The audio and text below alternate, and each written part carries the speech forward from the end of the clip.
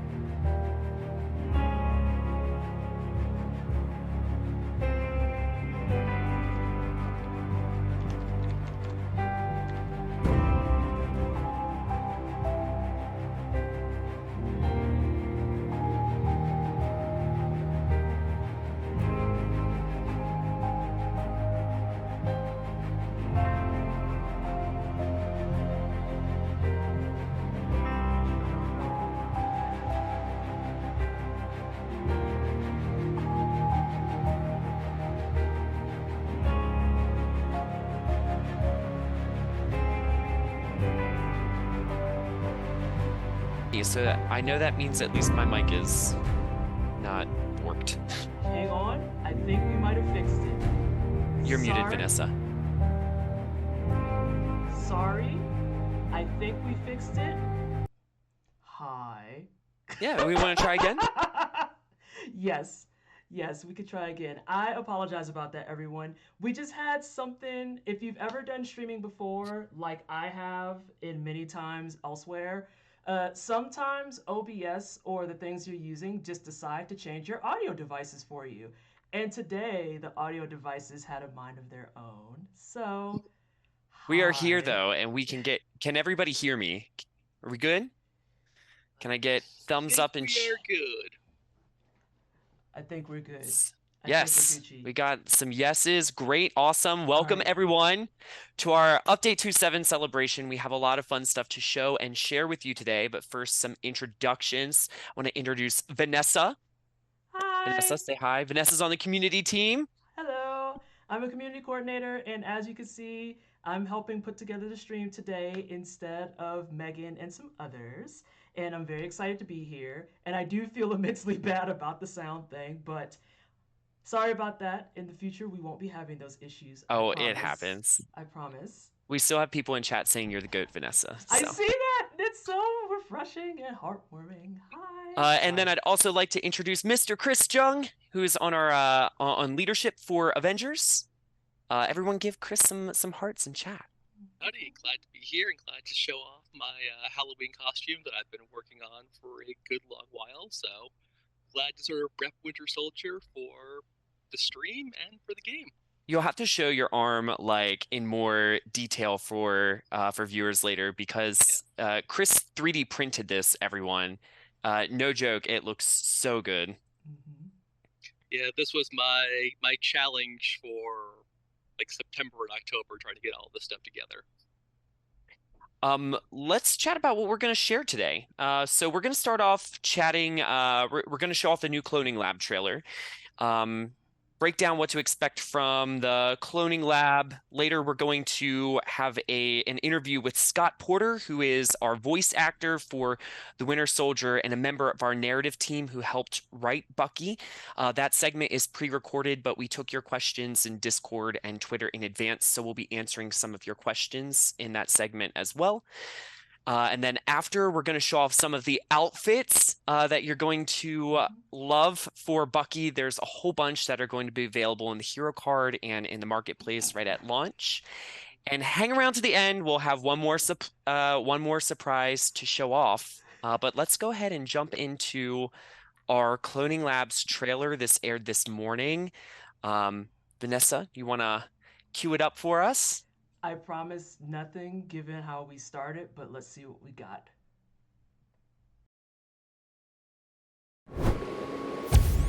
Avengers touching down. Let's move out.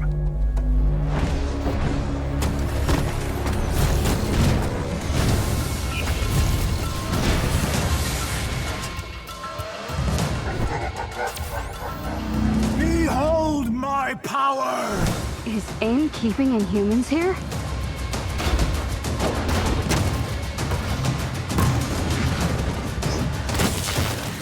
No one shall stand in my way. I've only grown stronger!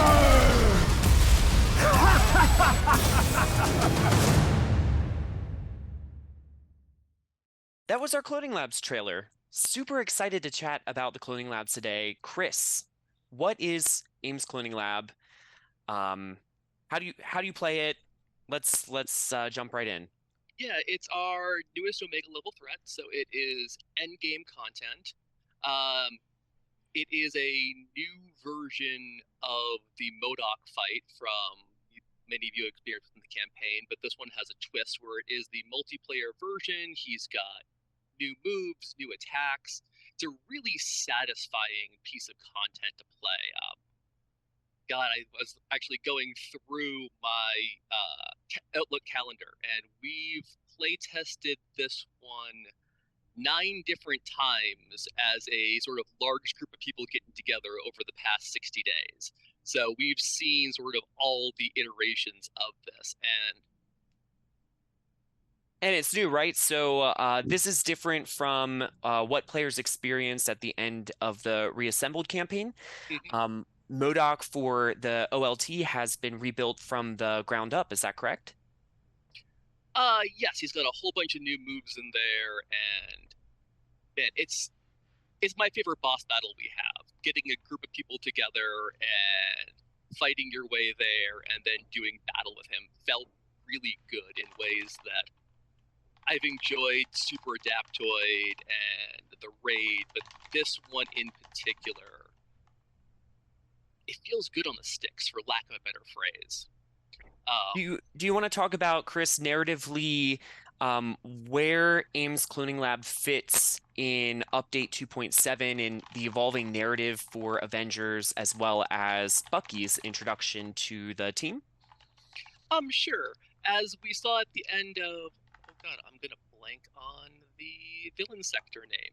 No Rest for the Wicked? No Rest for the Wicked. I always want to call it something wicked this way comes. At the end of No Rest for the Wicked, we do see that Monica has been working to bring back MODOK. So this is sort of the culmination of that.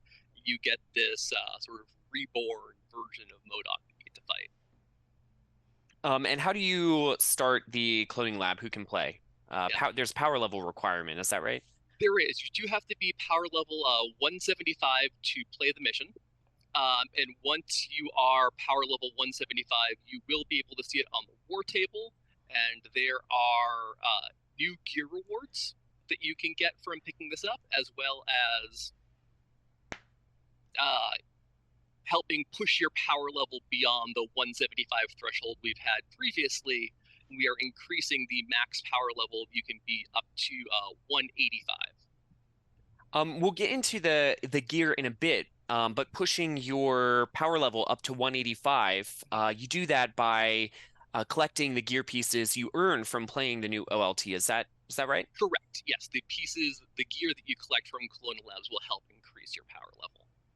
And we'll have, we're not going to get into the gear too much today, but we're going to have a dev blog going out later this week that dives into the nitty gritty of what all those systems in the new gear are and what those gear pieces are. So we'll get into that then. I can give one little teaser on that, though. We love teasers. Yeah. So we are going to have a new system in there that is nanite charges. So you will have certain perks that will allow your character to build up these charges, and they'll be of different status types, like plasma or gamma. And then you'll actually automatically apply those to your light melee attacks. Not the sprint or evade ones, but your sort of standard light melee attacks, so you can build up these charges and then spend them to give you an extra way to apply status. And there are some of these perks that actually let you apply grant charges to your entire strike team as well. We love it. The next thing that we would like to, well, I guess I should ask first, Chris, is there anything else you want to share about the cloning lab? Yeah. I would like to just touch on a minute that I know we talked about this as a piece of content in the past, and it didn't meet the expectations we had, so it hadn't been released previously. But that's why we spent the time to come back in, readdress this content, sort of bring it up to the quality bar that we've been looking for. And that's why we've been playtesting this as much as we have to make sure it's going to meet expectations and not just have you fighting Abomination again.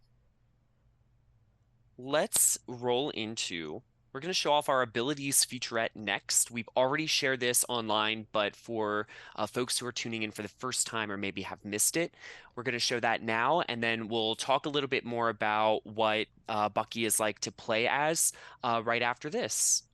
All right. And I will say I'm going to try, fingers crossed, that this one does not... Huh? What's wrong? Oh, is it going to be, do we think it might be laggy? It might be a little bit laggy, so it might be better, I personally think, if we want to just hop into talking about it, because I don't want to disappoint the chat with a video that's just like doing a slideshow on everybody. And like it was said, we already do have it out publicly facing, so I want to make sure that people know it is out there for you to watch. It's not that I don't want you to see it because you're here. I know that's partly why you came here, but I don't want to give you a buggy video. It would just it would hurt my heart. It really, really would, because I thought it might happen that way, and then once it did, I don't want to waste your time. But I can tell you that the interview segment will not have that problem, so you don't have to worry about that. But for the video, we might want to just go ahead and talk about some of those abilities and whatnot. Yeah, I think that's a good call. Let's talk about high level. What does Bucky like to play? He is a ranged specialist and lethal up close. The fantasy we're trying to fulfill with him is that he is a master assassin. Chris, do you want to dive into a little bit more of high level, what he's like to play, and maybe how he feels comparable to the other heroes? Yeah, I really like what we did with Bucky. So he's got a solid ranged kit. So he's got actually 3 options for his ranged attacks. He's got a 3-round burst that you can actually charge for like a sniper attack. We've got a full auto, as well as a grenade launcher. So we sort of fulfill the power that people sort of expect from Winter Soldier on the ranged front.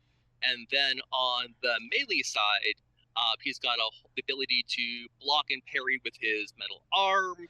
He's got his intrinsic attacks allow you to use his knife in combat as well, which is one of the ways that you can apply status. And one of the things I really love is he has his power attack combo actually is a ranged attack. So he pulls out the shotgun, then he does sort of a spray arc of bullets in front of him, he does a piercing strike, and then he does the grenade launch. So in some ways, it's a lot like Hawkeye's got his bag of tricks, which lets you do a number of different ranged attacks through your power attack combo. And this one feels really great because you can even start it from in the air and sort of do this shotgun blast. The grenade launcher, I think, is my favorite weapon. I'm excited for everyone to try. It can be upgraded so that the grenades that come out stick to things. You can remote detonate them. So it adds a level of strategy to gameplay or strategic thinking that you don't necessarily get with other heroes. Absolutely. I really like it. It's similar in some ways to Kate's power attack gives you the ability to do like a sticky mine as well with her arrow. So I really like that. As a prior Kate main, this one makes my heart really glow. Do we want to talk about his heroics? Yeah. So I like his. This actually ties into sort of the range build that I like for him. His ultimate.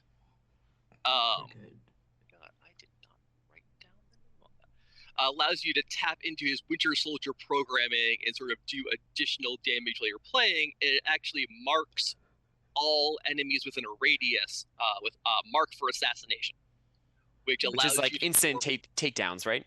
Absolutely, absolutely. And it's not just for you, it actually marks them for anyone in your strike team. So if you're playing online, you got multiple people, boom, you can clear out an entire squadron pretty quickly with that. I also like that one of the things that you can spec with it is unlimited ammunition for the duration of his ultimate heroic. So me being someone who loves auto fire, is full auto, being able to spec that and then go, okay, you know what? I've applied status with my signature attack, and now I'm going to do just straight battery damage for like the full duration. Oh, that is so satisfying. I got a question in chat. I can't see the username now, but they were asking about traversal. How does he traverse comparable to other heroes on our lineup? So he does have a wall run similar to Captain America or Black Panther, and he also has a grapple for traversal similar to Widow. So you can sort of see the influence these two other characters have had in his training. Jones099 says it's official. Make Vanessa an Avengers and make No. her next DLC. We're not doing this. I deal with this on my channel Or- enough. You're not gonna bully me. I just got here. Yeah. I just got here, and everyone's asking, what is she laughing at? Y'all are outrageous in chat right now. Oh my god. But please, I'm here just for like the tech stuff and whatnot. Please let Hunter and Chris do their things. I don't know which way I need to point. This way. They're here to do the things. I'm here for moral support and ask stuff when I can. But please, I don't know that I would make a good Avenger. Please don't put me in the game. Vanessa, you are a superhero. I am not. Chris, give Vanessa flight. Yeah, let us know in chat what abilities you think Vanessa will have as an Avenger. We're not. I'm expecting full gear kits by the end of the stream. Some like costume variants, or some outfit variants, right? Well, as you put her head down, I see that we now need a plaid patterned outfit. The stream is about Bucky, not me. Do we have any? Much like Vanessa disappears when we talk about making her a hero, Bucky's support heroic tech soldier nonsense actually grants you an invisibility buff, and you can spec it out to do either shock damage to adjacent enemies or for your entire squadron. Which is... Yeah, chat loves that, Chris. Do we have any... Before we go to the next section, do we have any questions from chat about abilities or traversal or Bucky's kit? Well, I do have one more heroic we can talk about too. We do have his assault heroic, which is the ability for him to call in an airstrike, which is actually pretty darn cool. So you actually watch him toss out a grenade, and it actually leaves sort of the smoke marker, and then you can watch his airstrike come down, and you can spec it a few different ways to sort of widen the area of effect. You can spec it to sort of draw people in. And you can also spec it to apply mark for assassination. So you get multiple ways that you can sort of bring this one mechanic in. So you can activate it via your ultimate, you can spec into it with your assault heroic. I'm seeing questions about his knife combo. What other ways does he use the knife in combat? A lot of it comes down to his intrinsic. So he's got an intrinsic attack that is similar to Black Panther. So you build up a charge through blocks, through parries, through other skills that you can spec into. And then if you hold that right trigger while you're doing different attacks, it actually modifies what they do. And that allows you to add these sort of knife attacks to his melee kit. And that is one of the attacks that gear will then apply different status perks to. I'm also seeing some questions about, does he feel like Bucky, or I'm sorry, does he feel like Cap? Does he feel like Widow? To that, I would say we try to make, when we were designing him, we were trying to make him feel like a character who who trained alongside Captain America and trained alongside Black Widow. So you see some of that narrative thread in there, and we're going to talk about that a little bit in the next segment. Yeah, I would say that he feels like Bucky on the sticks. So he feels like he's his own hero, but you can feel like the influences of other heroes on him. So you will see his ability to sort of block and parry. You will see him use some of the tech to go invisible. But at the end of the day, when we first sat down and said, like, what's Winter Soldier supposed to feel like? He feels like almost this. I think of him as a unstoppable machine who's sort of like marching forward towards his target and making sure that like he's going to assassinate that target at all costs. And the skills and the different pieces of combat all lend itself to that. And that's one of the points we kept going back to make sure that does this feel like we expect Bucky to feel like? Awesome. Unless you have anything else you'd like to share, Chris, I think we should go into our segment with Scott Porter and Layla from Narrative. We're going to be hanging around in chat. This segment was pre-recorded. Let us know if you have any issues with audio, and we'll modify on the fly.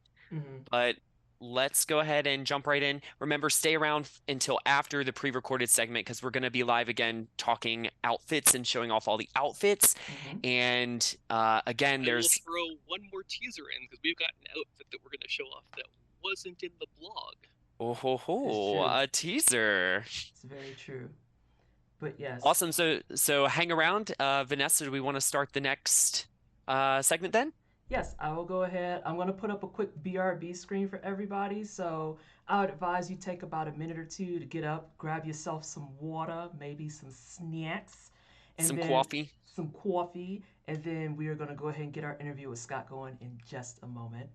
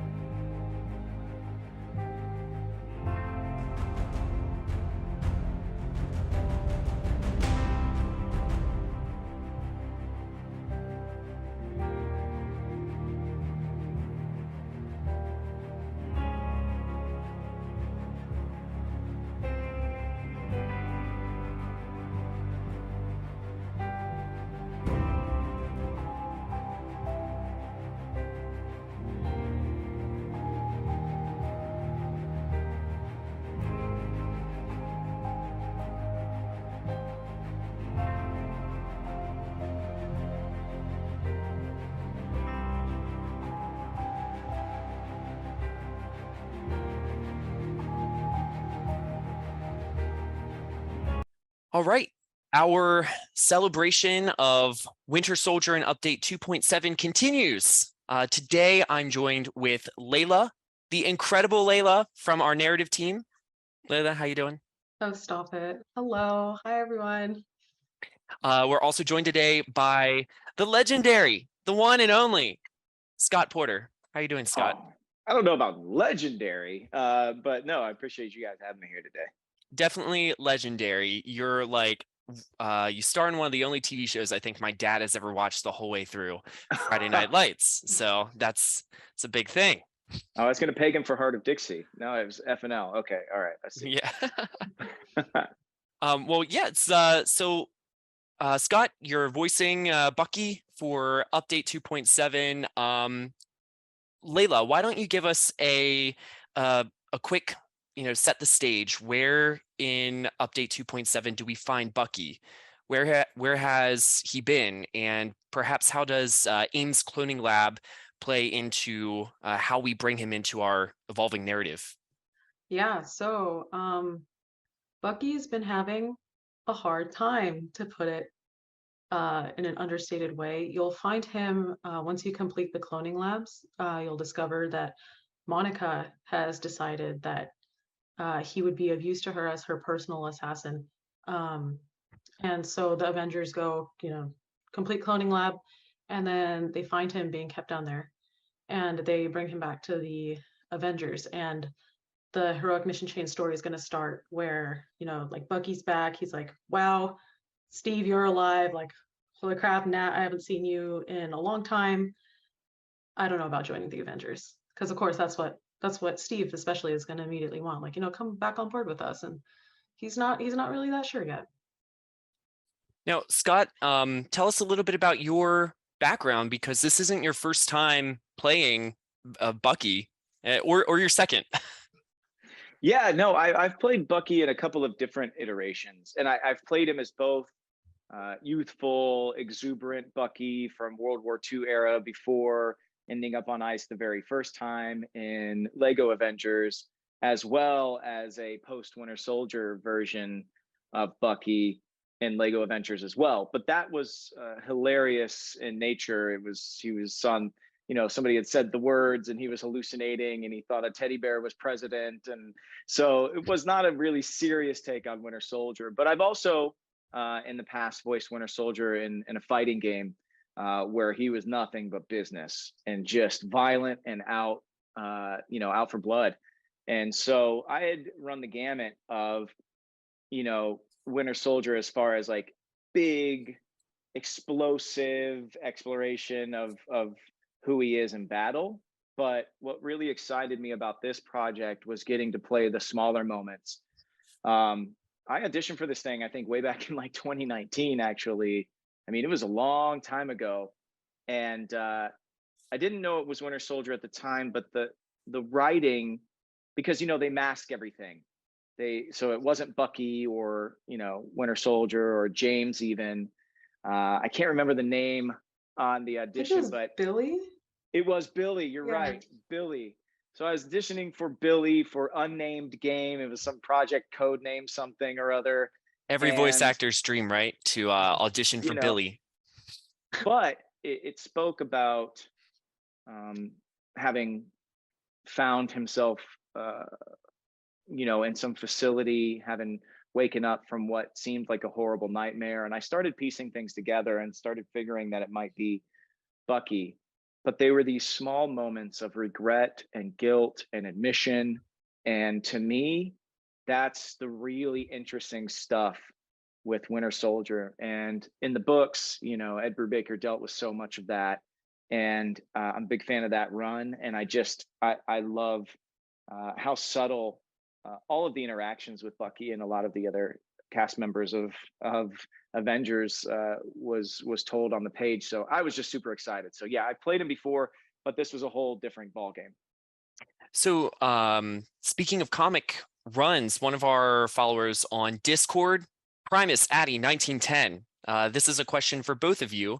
Are there any specific comic book runs that have inspired our take on Bucky? So Layla, for you, what comics did you look to inform this iteration of the character? And for you, Scott, what kind of what comics or stories resonated with you when you were trying to find Bucky's voice? Yeah, I'm looking at a list off to the side here because there's a couple. Obviously, Ed Brubaker's Winter Soldier run that like really brought so much more depth to the character that had been, you know, kind of like the teen sidekick, like the Gee Willikers cat type of like character back in you know, the old days. So that one obviously did a lot. It also really informed how we looked at the relationship between him and Nat, especially. There's also Captain America 2004 to 2011, Captain America and Bucky 2004 to 2011, and there's some episodes, excuse me, episodes, issues in there like in the 20s, like the 33 to 41, where you really see Bucky like struggling with, in this case, it's the death of Captain America and how he feels pulled in two directions of like, there, I could never measure up to him, right? Like Steve was like the better man than I was in any regard, and then also being pulled like, I will not let anyone else carry this shield. Um, yeah, I thought that was a really good look at building the base for the kinds of internal struggles that Bucky deals with. And then Hawkeye and the Winter Soldier, the 2017 Tales of Suspense run, just like their dynamic of like just Clint being like this, you know, like constant like petty jabs, like testing the waters, and Bucky's like, who even are you? I'm only here because of Nat. I'm tolerating you at best. Don't get on my nerves. And like watching them work together inform some of the dialogue between those two that you'll be hearing in game. Scott, how about you? What iterations of the character or comic book runs have you looked at? One of our followers, Zach O from Discord, asked if Sebastian Stan's portrayal in the MCU was one of your inspirations, or what other inspirations you had. Yeah, you know, it's an interesting thing when you take up the mantle of a hero that is widely loved, and Winter Soldier is no different from a character like Star-Lord, who I've voiced in a number of different games for Marvel. Um, when I did Star-Lord, I never wanted to be a Chris Pratt sound-alike. I wanted my Star-Lord to be a little bit more Midwestern in nature, a little bit more skittish in a way. My Star-Lord wasn't afraid to like scream at a very high pitch when you know, frightened by something. I always felt like my Star-Lord at the time was just like a little, you know, putting on an act around these other heroes. And the way I approached Winter Soldier wasn't much different. I didn't really borrow from Sebastian Stan's very quiet, very measured performance of Bucky, I feel like, in the films, and he's wonderful. But the last thing you want to do is try and you know, copy somebody and then fail doing it, because you don't at that point of time pay respect to anybody. If you're doing a poor imitation of somebody else's work, you're not really honoring them, and you're not honoring your own instincts as well. I use the base of Bucky from the books, of his confliction on whether or not he could ever be a hero again. A lot of that in that 2004 to 2011 run that was mentioned earlier has something to do. I'm a comic fan. I've read him for years, but I also just took a lot of cues from the writing that this team put together for the game. And that's really where I keyed off of. And what I got a lot out of the audition scenes was this was a very vengeful Bucky. It wasn't, he is full of vengeance, and he's trying to quell this rage inside of him, because this hasn't just happened to him once at this point. This is, you know, this is something that for Bucky is recurring, and it's just, he has a lot of self-loathing because of it. And so I came from this a little bit of a darker place, I think, than I expected to, but that was just because the writing gave me the springboard for that. I loved every moment of playing Bucky and finding the nuances of that character in this game. And I was really surprised how quietly we are able to tell it. I think there's a lot of really quiet moments with Bucky that I didn't expect in this game, and I hope the player base really appreciates. Yeah, that's a great segue to one of our questions from Discord. User Johnny Blazeit asks, how much influence in direction did you have as you were voicing him? What was that collaboration like between you and the narrative team? Oh man, listen, this is a complicated story that you all have built, and I definitely needed help with where Bucky had come in and out of people's lives. and take the cues for the context of these relationships and then spin out of that. It was a truly collaborative effort. And it was so cool to be a part of that. Sometimes games aren't that way. Sometimes you are there and you're playing a character who is, for lack of a better term, a hammer for a certain point or a certain perspective or something. And they're just very blunt in the execution. And whatever team that's designing it wants you to just do the thing they hired you to do. That wasn't the case here. It was really, really cool. We had a lot of time where we would converse during sessions, which isn't always a lot. It wasn't. That's something that's not always time that's given in a session. Because the way we record is you get 4 hours for a session with an actor, and you need to get as many lines as you can recorded. But I think in this case, the context was so important, and they really allowed for that air to be there and those conversations to be had. And I think it really deepened the character in a huge way.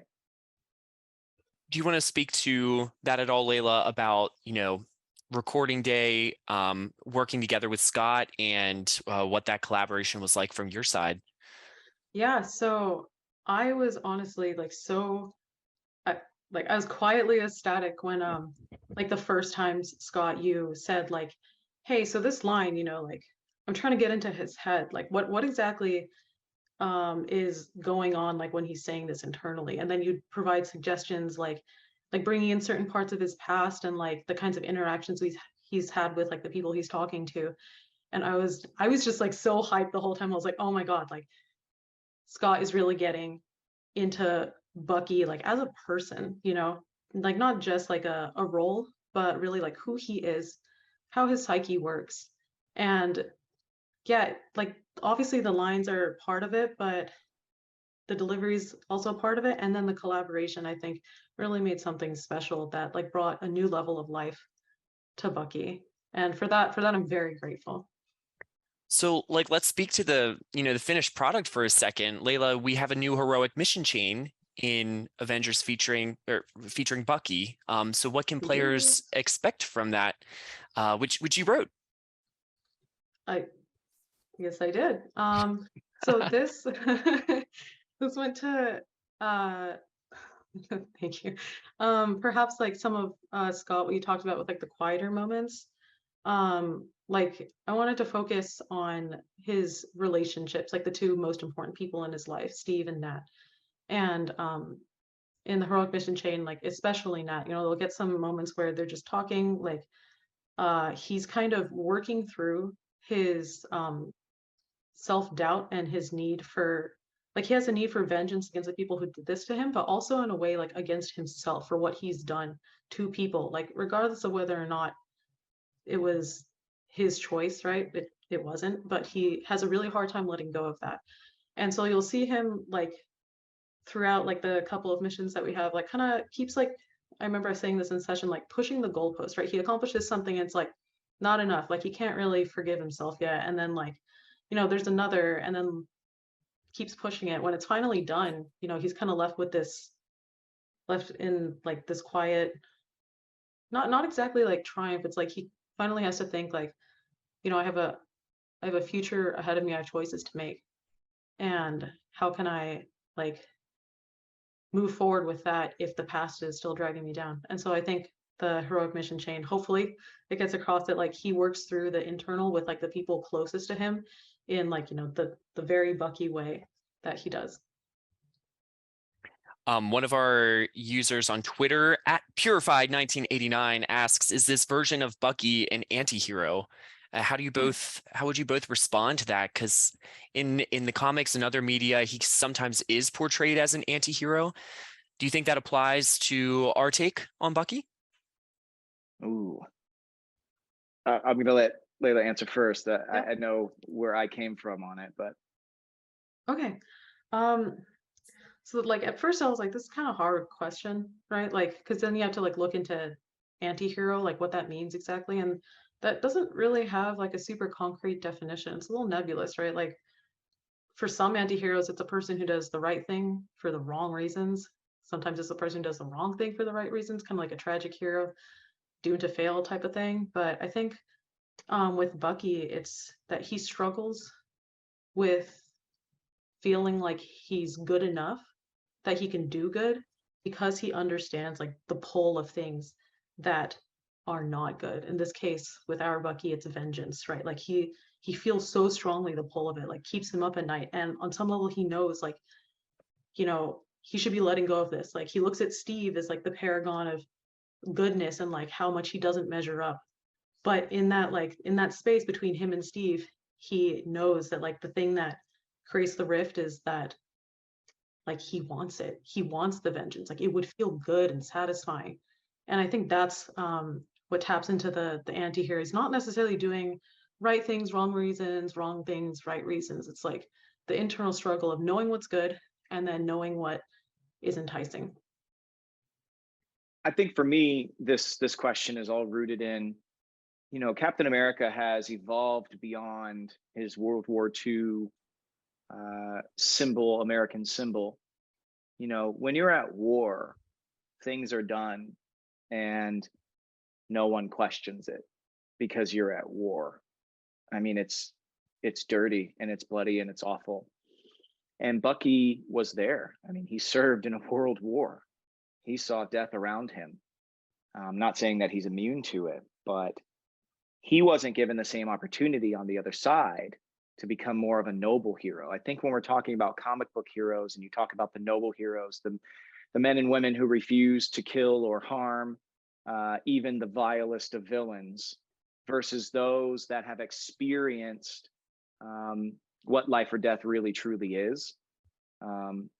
Bucky has experienced death not only of himself, but of his best friends.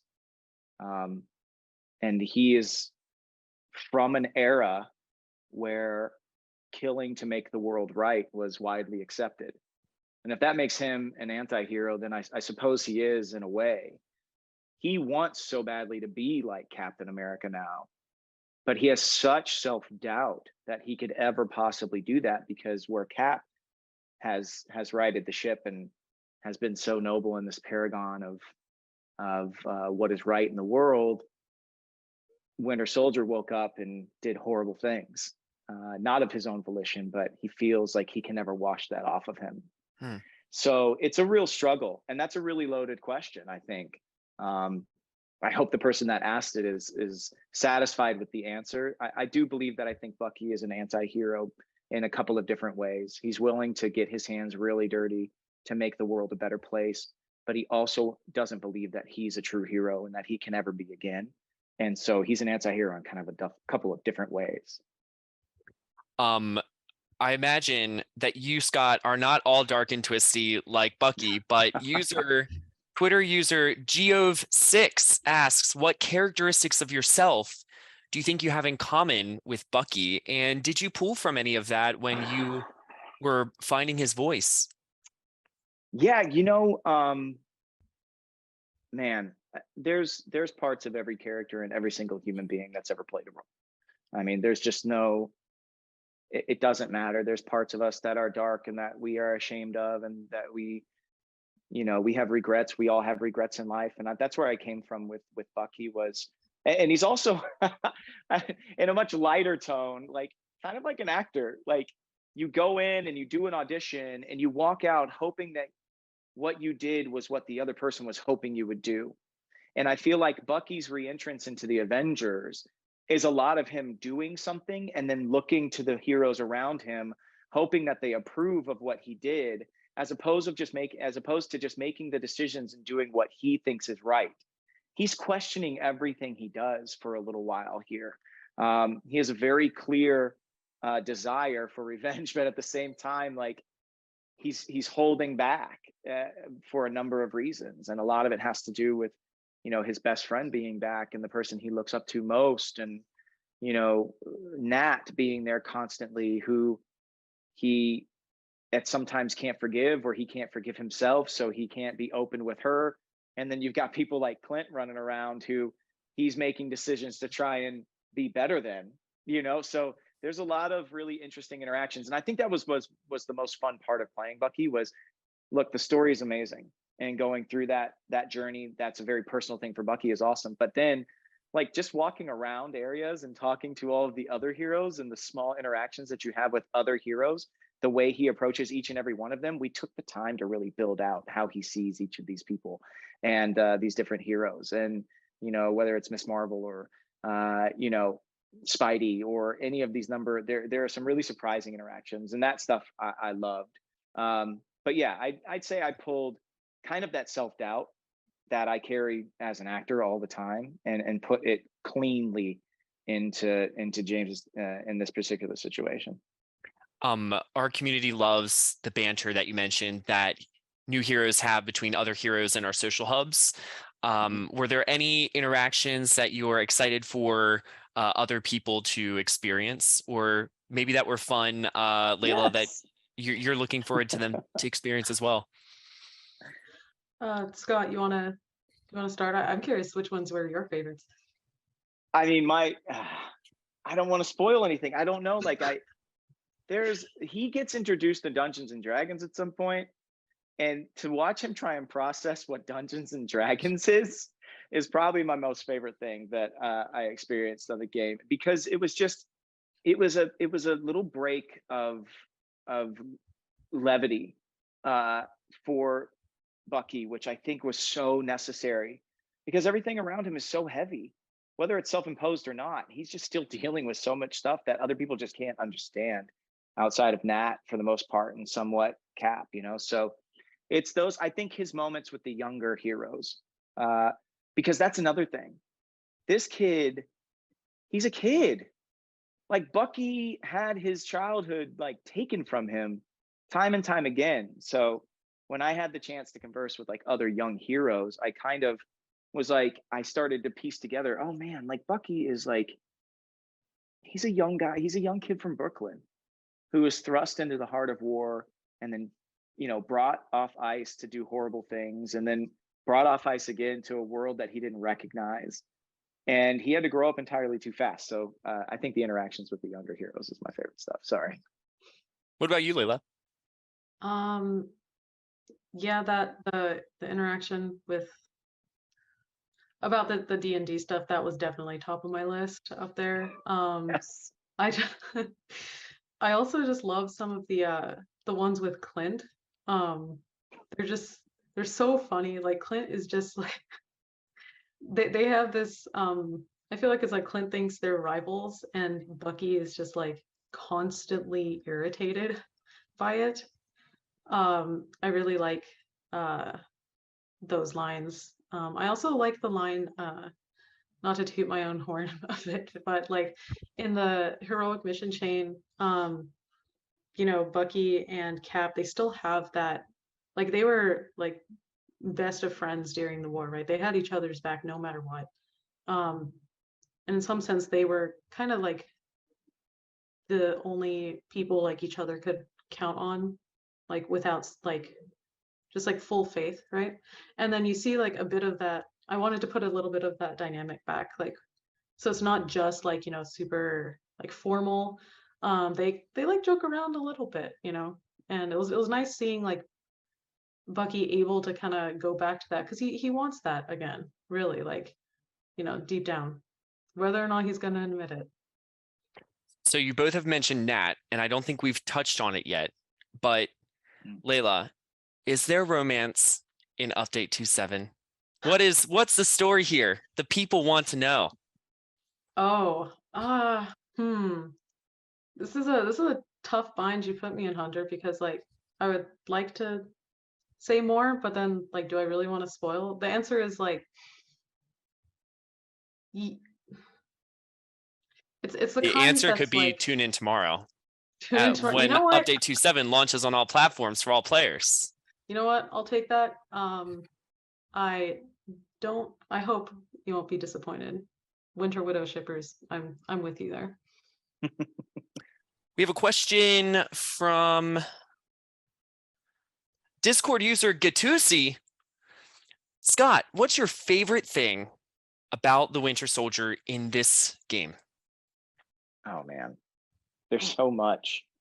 First of all, do the Gatusi. It sounds like that old dance from the doo-wop days. Yeah. I just love how layered this version of Bucky is. I think my favorite thing was how many situations this narrative team put him into and made him face, because there's so many different colors of him on display. It was really a joy to play so many notes of a human that you don't always get to do. To go back to the point that I made at the beginning of the interview, is just sometimes you're there for a very specific reason as an actor in a game, and you're needed to do something by the narrative team to help push the leading characters further on down the road. This wasn't that case at all. This was an exploration of a character who has been through so much that almost nobody can understand. And we got to show a lot of different sides of Bucky. And I think that was one of the cool things, the coolest thing for me. Layla, how about you? Favorite thing about Bucky in our game? I find him personally quite relatable, like the pursuing things that perhaps like kind of aren't good for you, because like it would be satisfying, right? Like you would think it'd be closure, but deep down like it's not gonna actually bring you anything good. And so like his struggle between like forgiving himself, like trying to not necessarily forgive, but like let go of the things that haunt him from his past. I think that's part of what makes Bucky a fantastic character in the comics. And I hope that comes across in our version of Bucky too. And then also probably my other favorite thing about Bucky in our game, actually, Ska, is you. I literally cannot, I can't really put into words. Like, I was just so elated seeing him, like the way that you brought him to life and like how much you added to him. And yeah, I cannot see anybody else being our Bucky. Oh man, that's thank you so much. That's awesome to hear. I just wanted to put care into that character because I could tell you all have done the same. So it's I'm gonna verbally retweet back to you the things you just said to me. Thank you. We had a question and I can't find it now, so we're just gonna say courtesy of Gatusi. The question was, I remember, if you could play any other superhero, who would it be? Now, before we answer that, I have here a list of all the superheroes that that you have played to date, and there are many. Okay. It includes Cyclops, Aquaman, Nightwing, Bucky Barnes times like 10, a whole bunch of Spider People, Harry Osborn, Gwen Stacy's dad, Peter Quill, Robin, White Wolf, and The Flash. So those aren't on the table. I mean, my answer is super easy. Depending on where you pop into Bobby Drake's life, I would love to voice Iceman at some point. He is somebody that, in reading the X books for such a long time, deals with things in humor to keep himself shielded from having to deal with them deeply in any way, shape, or form. And he's someone for so many years was, I think, somewhat comfortable with this role as a hero. He has mega level mutant powers. His ability to manipulate water in any shape or form and freeze these molecules. I mean, we've seen him before the Age of Apocalypse freeze half of New York City and put it into a second ice age. I mean, this guy is that powerful and he's that scared of it, but he deals with all of it with an air of humor. And to me, that is like my dream character to play. Absolutely love that character. Bucket list for me, The Flash was on that for a long time. And now I've been able to play a really cool version of The Flash in another game. So I think for right now, Bucky, Bucky was on that list too as like a really conflicted character. But I think next in line was Bobby Drake for me. So Iceman. I mean, you've done so many heroes. What does it mean to you to kind of develop these characters and fill the shoes of these characters that are super and superheroes and people that others look up to. What is it that makes you gravitate toward that kind of role, Scott? Man, I don't know. I think just growing up and reading books my entire life, I was a comic fan back when it wasn't widely accepted. I don't know. I was a kid from Omaha, Nebraska, who loved kung fu movies and hip hop, and I had an older foster brother who was into a lot of things that other kids in Nebraska weren't into.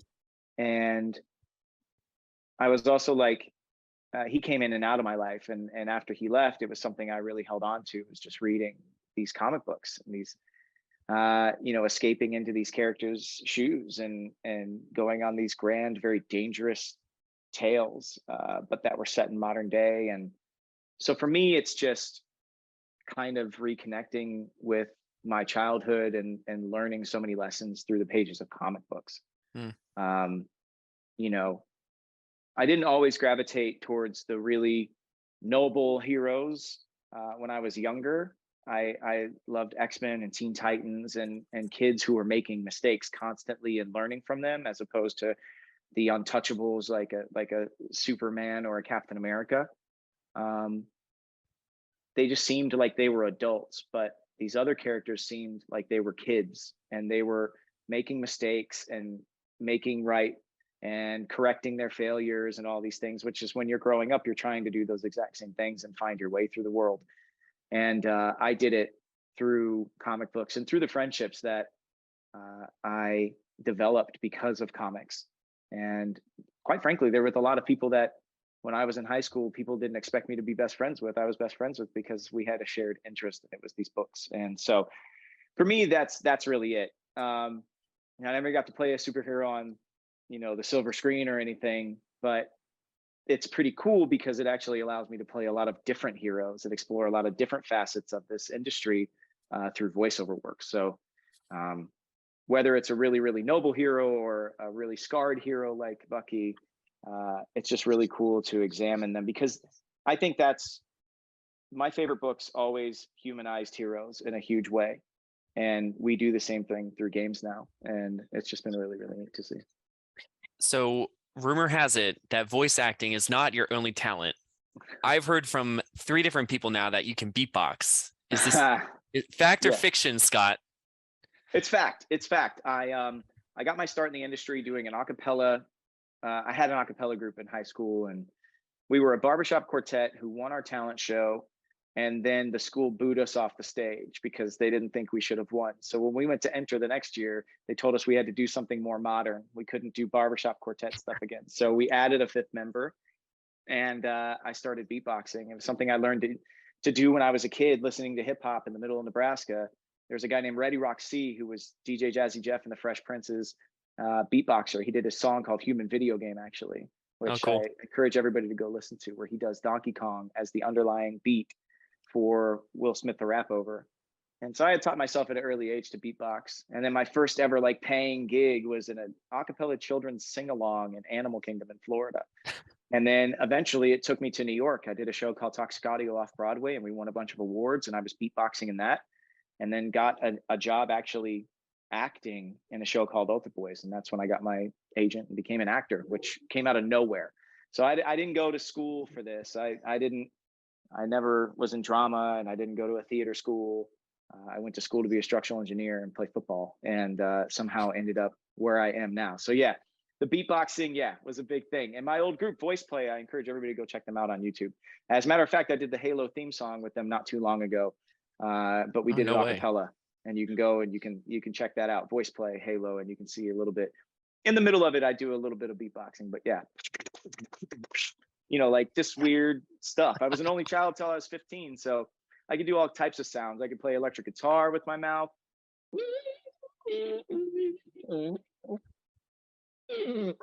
Weird sounds and stuff that I, just picked up along the way. That was really good. That was really good. That was impressive. Do you do that to warm up when you're getting ready to go into the recording booth? Some just beat boxes, get the lips moving? You know what, man? I beatboxed for years and years and years, and it's much like doing voiceover. You have to figure out how to do it in a healthy way, because you can really rip your voice apart if you're. And I've said this in interviews. When I was Winter Soldier in Marvel vs. Capcom, I was in pain for the next 2 days because it was a 4-hour session of just screaming at the top of my lungs, and I wasn't aware of how to do that in a healthy way yet. That was very early in my voiceover career, and the beatboxing was the same way. I was just beatboxing, and then I had to be beatboxing and singing in the same show, and I found that my voice had given out on me. So I had to learn how to safely beatbox. So now, yeah, to get the old motors running, and the lips and tongue, yeah, I do a little beatboxing. I don't do the red leather, yellow leather like everybody else. I just, yeah, like little sounds. I don't have any more questions for you. Is there anything else either one of you want to share about working on Bucky, what you're hoping for fans? Layla? Well, obviously, I hope everyone likes likes what we've done with the character. I really love Bucky. And oh gosh, you put me on the spot, man. Yeah, I'm just hoping that this gives a new but still authentic look at the character, who's been, in several different forms of media and with a really long history. So yeah, I hope that I've done him some kind of justice. I know, like, the work that Hannah, Nicole, and John have put into him already definitely have. I just hope I was able to fill those shoes, and that everyone likes it. Scott? Yeah, for me, it's just this was so cool, 2 years later to be able to finally fulfill, when I auditioned, and it's one of my favorite auditions I've ever actually done. I was on the road, and I had to do it in a closet and like this Airbnb when I was shooting something somewhere else somewhere. And, I was just so out of my element, but the text on the page was so incredible. And I was like, look, I can't get in to lay down a real audition. Can I just do it on my phone? Can I just send it in? And they said, yeah. And I sent it in. And it's one of my favorite auditions I ever did, because it's a phone call. The audition, just to share with everybody out there, was a phone call that Bucky makes when he first wakes up. He doesn't know where he is, and he has to call someone reluctantly. And he says and the scene still exists, so I don't want to spoil anything. He says, look, this other person would have been my first call, but they're not around anymore, so it's got to be you. And there's so much in that right there of who he is, who he feels he can talk to, all of his regret, all of his rage. It's just these really cool pages. And then he went away. And, in this industry, things move and shift, and sometimes they go away for good. And I was just so glad that Winter Soldier came back around, because I wanted to explore Bucky in this way. I knew the depth that was going to be applied to this character just from those audition scenes. And, it's just a really cool thing to see something that you thought may have never be coming back around, for it to actually happen, and then also be this friggin' cool. So yeah. I'm just excited to finally share this version of Bucky with everybody. How many more versions of Bucky are you going to play, Scott, in the future? Look, man, Marvel is a really cool company because of, like, there's a trust in everybody that works together on these projects, and you become a part of like this fabric, this Marvel quilt, and they'll pull your little string every now and then, and you'll get a call for a really cool project. I mean, I don't know, I've done Star-Lord 5 or 6 times now, and I wouldn't mind doing Bucky that many times as well. I've seen him in the silliest of iterations, the most bloodthirsty of iterations, and now the deepest of iterations that I've ever seen of him. So I'd be more than happy to play him again. Well, thank you so much for both of you for sharing. We are so excited to bring Bucky to all of you watching tomorrow. I guess, Scott, before we go, is there what's next for you? Is there anything you're working on now, or where can people follow you? Yeah, it's the nature of this business, right? I have so much in upcoming, but can't say when any of it's coming out. Ginny and Georgia season 2 will be coming out soon on Netflix. A musical comedy that I did for Hulu called Up Here that I'm very excited about, with the composers from WandaVision and Frozen and the director of Hamilton. It's just got a stacked cast of just Broadway veterans and Tony Award winners, and it's very funny and irreverent. And hopefully that'll be coming out sometime in the spring, and then a couple of big games still coming up, but I can't talk about them. I can never talk about any of the game stuff. You just had a very small yeah. title called God of War Ragnarok come out, I believe, right? Yes. No big deal. Playing a much different style of character in Heimdall, which was, again, we get to explore facets of ourselves as humans through these characters that are created, and as long as they're created with care, we get to really dive deep. But that was a character he was a hammer. He was there for a reason for another character, unlike what Bucky was. So it's very, very cool to play that character. But yeah, I've got 3 more games that are waiting to come up, and if you want to figure out when those are dropping, I'll share as soon as I can on Instagram. At Skittish Kid is where people can find me if they're interested. Awesome. We'll tag you on all the accounts. Layla, you have some short stories coming up. The Winter Soldier saga continues, right? Yes, it does. Man, I love Bucky so much. I was like, we did all this work for him for 2-7. I was like, more, like, need more, give me more stuff. And I was like, oh, I can give you more stuff. So I did. And yeah, just sent Hunter a message being like, hey, can I write some short stories? And Hunter, being like the cool man he is, was like, heck yeah, bro. So we'll be coming out with a couple of those, a few chapters that'll go into Bucky's history in the universe of our game. Yeah. And this will be going out periodically on the Avengers blog. So stay tuned to our socials for that. We're going to take a short break, and then coming up next, we're going to dive into some of the outfits that Bucky wears in 2-7, and we might have 1 or 2 more surprises in store after. So stay tuned.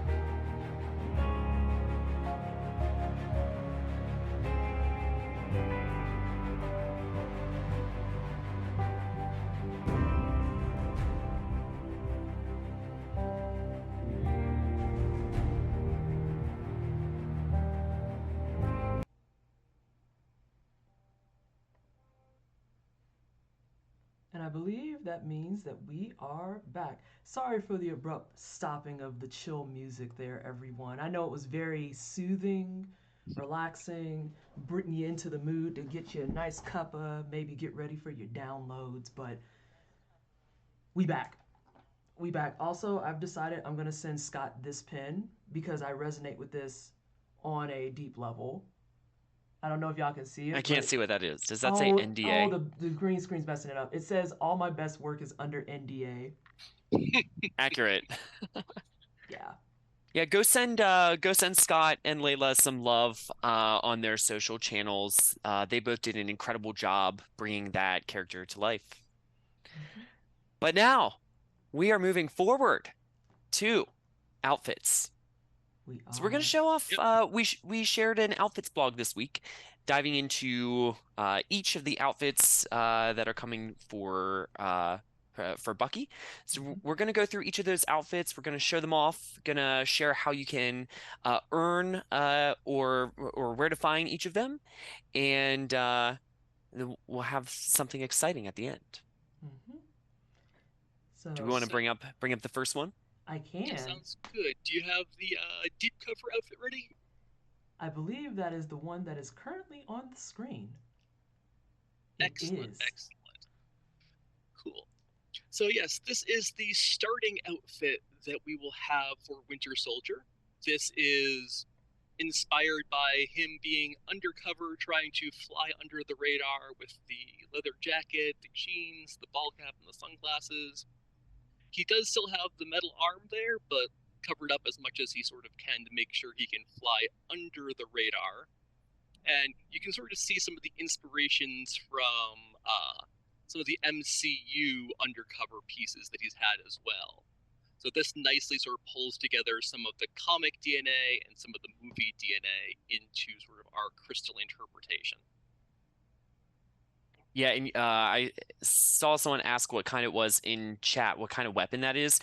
Actually, Bucky, we wanted to make him feel like a master assassin, so we created like a weapon that morphs into a bunch of different things. So it's a grenade launcher, it's a shotgun, it's an assault rifle, all in one. And don't forget, it has burst auto in some cases. That's right. He can burst.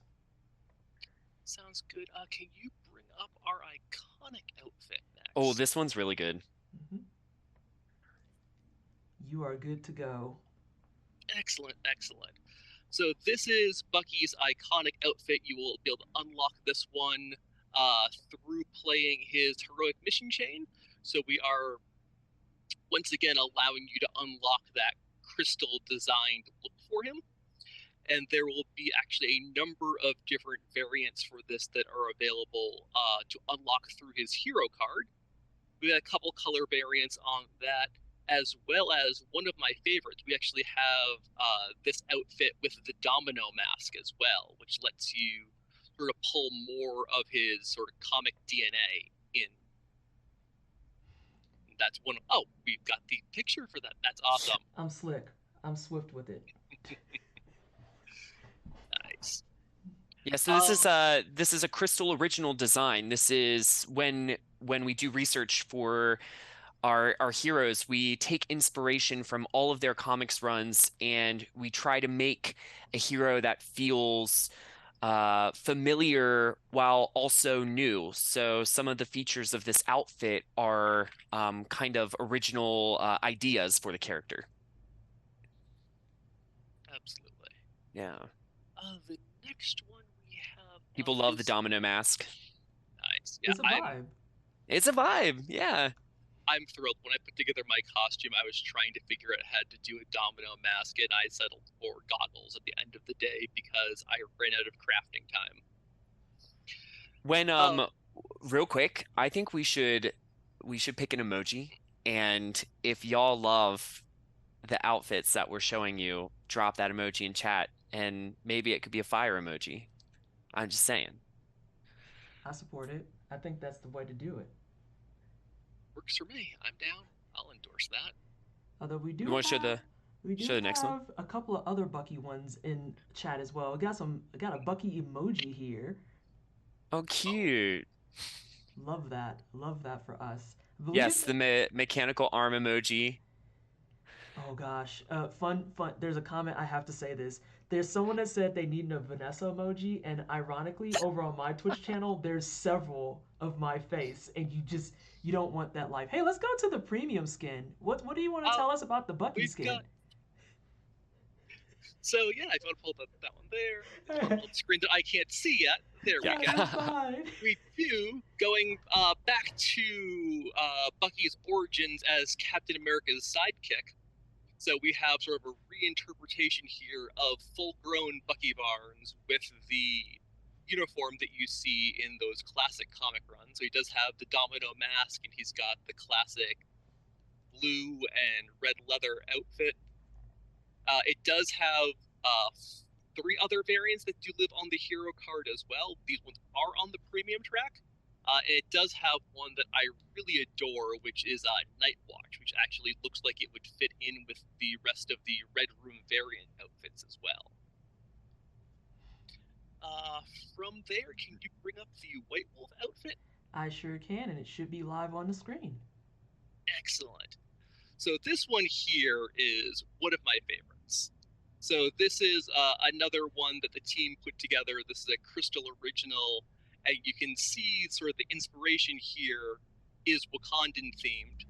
So we're taking inspiration from Bucky spending some time in Wakanda with this outfit. And the really great thing about this one is this is actually going to be a shipment outfit that will be earnable for anyone in game. Starting December 1st. Starting December 1st, you beat me to it. Open 100 shipments between December 1st and January 5th, and you will be able to unlock this White Wolf outfit. And from our art director, Jeff Adams, this outfit is basically a gift from King T'Challa and Shuri, given to Bucky after him spending time with them in Wakanda. So there's a little bit of lore behind it. Nice. From there, do we have the experiment outfit? The next one I actually have on here says Furlough. Okay, Furlough. Well, let's bring up Furlough then. Delightful. It is here. I have to say, though, this guy looks like, this is completely unintentional, but his hair in this makes me think of the guy from Resident Evil 7, and that makes me feel away, because they never revealed their models before. I'm so sorry. I derailed everything. Please continue. So this is Bucky's Furlough outfit. This is a casual outfit. This one is going to be a future outfit that you will be able to get in shipments. This and its 3 variants will be one of the outfits that goes into the pool for unlocks through the shipment system. So it wouldn't be a chase prize, but this would be one that would you'll have a chance to unlock on each shipment that you open. It won't be in the December pool, but it'll be in the shipment pool after December. I also just want to make it clear to chat that Ethan Winters wish he could look this clean, but that's for him in a different life. I won't spoil things about Resident Evil 7. I was about to do that. Hey, do we want to talk about the Gulag skin? Absolutely. Delightful. It's up on the screen. Awesome. So this is Bucky Barnes in his prison outfit. So this is another earnable outfit. This one is actually going to be available to unlock through the cosmetic vendor. So this is going to have it'll be part of the regular rotation of earnable outfits for Winter Soldier. Is the next one on our list Who the Hell is Bucky? It is indeed. I really love the face mask on this. Like, this is intense, in my opinion. Oh, yeah. I also want to just shout out the name on this one. Layla does our naming conventions, and this being his comic origin outfit, down to having the tube in the arm, I adore this outfit, and it being his first line in the comics, his first line in the movies, and the name of this outfit, I think, is amazing. So this is going to be one of our marketplace items that we do have at launch for Winter Soldier. And the next several here are going to be marketplace items as well. From here, if you want to move on, do we have the Howling Commando? That is, in fact, the next one that is on the screen, and it's giving a little bit of army-ish vibes, or kind of like military vibes on it. Absolutely. So this is sort of that throwback to his time with Captain America and the Howling Commandos, like Dum Dum Dugan. So we get sort of the classic army look, and this will actually pair up really nicely. We have a classic cap with the army helmet and the sort of leather jacket as well. So these will make a really nice sort of set together. From there, we should have, I believe, Earth's Protector. Yeah, and this is the skin. I actually have it up on the screen for you now. This is the skin that kind of threw me for a loop a little bit because I haven't read the comics in so long. But I would not be surprised if there is absolutely an arc where Bucky definitely goes into space. Because as an old school comic reader, I know Marvel will pull out the stops when they absolutely feel like it. So tell us about this one. Absolutely. This is just after, I believe it's the original Sin comic arc, where Nick Fury is no longer at his post as the man on the wall, basically defending Earth from everything else that's out there. So this is Bucky going into space and being sort of the first and last line of defense for us.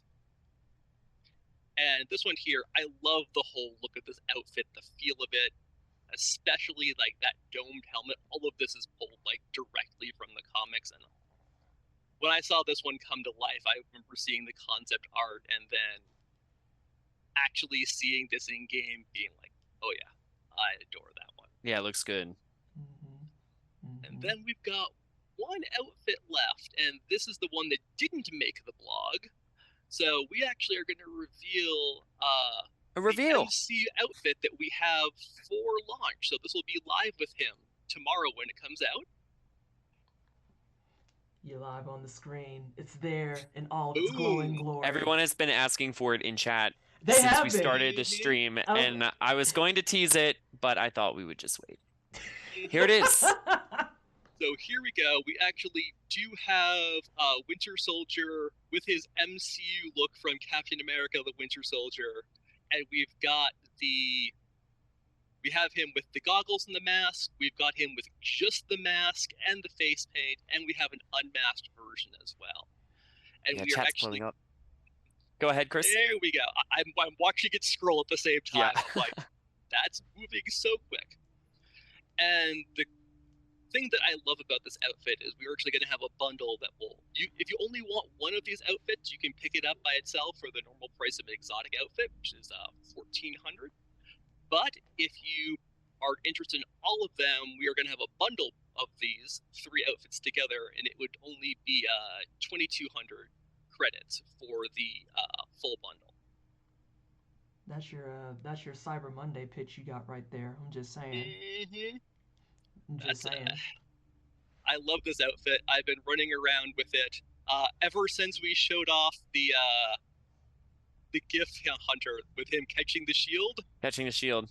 Man, as soon as we got that GIF in that emote in game, and then we had this outfit, that's all I've been doing. I must have half a dozen screenshots saved on my hard drive of him in this outfit with the shield and just sort of caught staring down the camera. Yeah, we teased a couple of them, but keep your eyes peeled. We're going to post more of the emotes that that are coming for Bucky. There's some really good ones. And some returning favorites, like the roasting the s'mores, which we love. That's what we have to share for you all today. Plus, one more thing.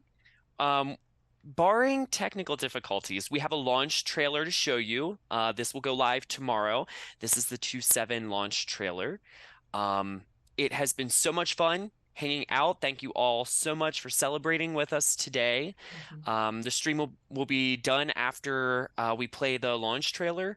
But yeah, update 2/7 comes out tomorrow. Super excited to see what y'all think online.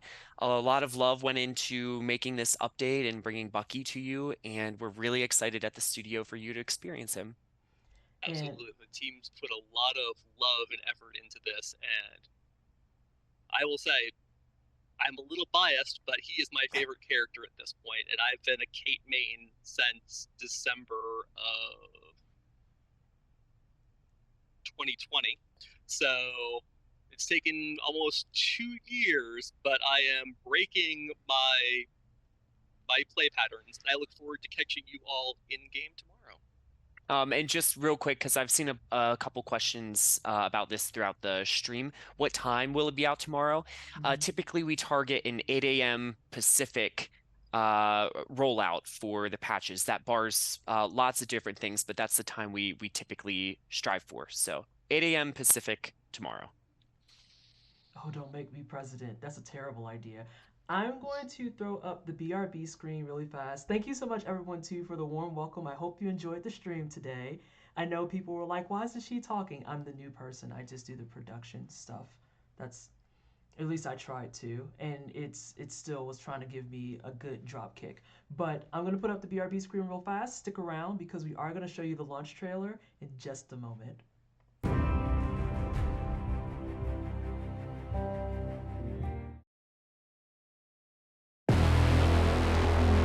Avengers.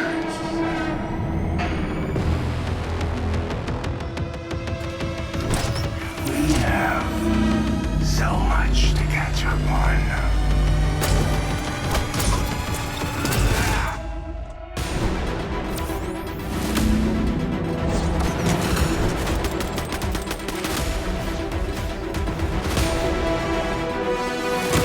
Perish by my flames.